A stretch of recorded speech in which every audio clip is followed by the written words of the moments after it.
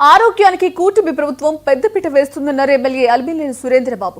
ఇక పేదలకు సీఎం సహాయ నిధి అందించి కొండంత అండగా నిలుస్తోందన్నారు. ప్రజావేదికలో 22 మంది బాధితులకు 10 లక్షలకు పైగా ముఖ్యమంత్రి సహాయ నిధి చెక్కులను పంపిణీ చేశారు.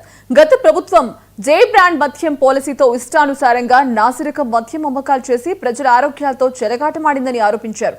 ఎక్కడా డిజిటల్ పేమెంట్ చేయకుండా కేవలం క్యాష్ రూపంలో మాత్రమే అమ్మకాలు చేసి ఆ సొమ్మంతా వారి జేబుల్లోకి వేసుకున్నారని విమర్శించారు. ఇక కూటమి ప్రభుత్వం నాణ్యమైన మద్యం సరఫరా చేస్తోందన్నారు.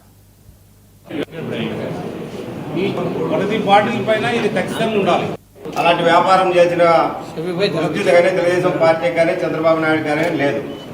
అలా ఉద్దేశం అంటే ఇంత టెక్నాలజీ కనుక్కునే వ్యక్తి కాదు. వైఎస్ఆర్ కాంగ్రెస్ పార్టీ హయాంలో జిల్లాకు ఒక బ్రాంచ్ పెట్టి నకిలీ జే బ్రాండ్ విషయంలో జిల్లాకు బ్రాండ్ పెట్టి ప్రజల ప్రాణాలతో చెలగాటమాడింది జగన్మోహన్ రెడ్డి. దానికి అలవాటు పడిన వ్యక్తి ఈరోజు దాన్ని జీర్ణించుకోలేక చంద్రబాబు నాయుడు పైన తెలుగుదేశం పార్టీ పైన బురద జల్లే ప్రయత్నం చేస్తున్నాడు. అలాంటి బురద జల్లేకి ప్రయత్నంలో మేము దానికి సిద్ధంగా లేము కాబట్టి ఈరోజు చంద్రబాబు నాయుడు ఈ టెక్నాలజీ ఉపయోగించి క్యూఆర్ కోడ్ కొడితే ఏ కంపెనీ వారు ఇచ్చినాడు, ఎక్కడి నుంచి డెలివరీ అవుతుంది, ఎక్కడ అమ్మినారు అనేది కూడా స్పష్టంగా మీ అందరికీ కూడా అర్థమవుతుంది. కూడా రిటైల్ పాయింట్లలో కూడా ఇంకా కూడా చాలా చోట్ల బెల్ట్ షాపుల గురించి మాట్లాడుతున్నారు రకరకాలుగా. ఈ బెల్ట్ షాపులు అనేది జగన్ రెడ్డి గవర్నమెంట్లోనే ఈ బెల్ట్ షాపులు అనేది అత్యధికంగా ఎక్కడ పడితే అక్కడ ఈ బెల్ట్ షాపులు పెట్టింది ఈ జగన్ రెడ్డి గవర్నమెంట్లో. ఎందుకంటే వాళ్ళకి తెలుసు ఈ మద్యం మొత్తం కూడా నకిలీ మద్యం అమ్ముతున్నాం, ఈ బెల్ట్ షాపుల ద్వారా అమ్మించి ప్రజల్ని నిట్టునిలున్న మోసం చేసి వాళ్ళ ఆరోగ్యాలు, ముఖ్యంగా మీకు తెలుసు మన ప్రాంతంలో చాలా మందికి కిడ్నీలు కూడా దెబ్బతిన్నాయి. కిడ్నీలు దెబ్బతిన్న వాళ్ళు డయాలసిస్ మీద ఎంతమంది ఉన్నారో మీ అందరికి కూడా, ముఖ్యంగా మా మీడియా మిత్రులు కూడా బాగా కూడా గమనించాలి.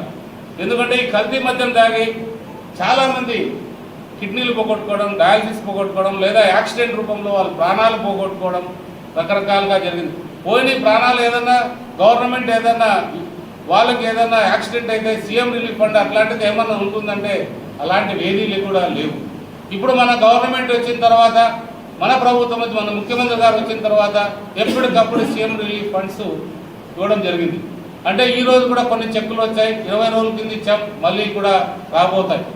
అంటే ప్రజలు ఆరోగ్యంగా ఉండాలన్నదే ముఖ్యమంత్రి గారి తాపత్రయం. ఏదేమైనా కూడా ఎప్పటికప్పుడు ప్రజల ఆరోగ్యం సంబంధించి ఏదైనా బిల్లులు పెడితే, ముఖ్యంగా మా కళ్యాణదుర్గ ప్రాంతం నుండి కరువు ప్రాంతంలో చాలామంది ఇబ్బందికి గురవుతారు. ఆ డబ్బు ఎంతో వాళ్ళకి సహాయపడుతుంది అనేది మనందరూ కూడా తెలిసిన సత్యం.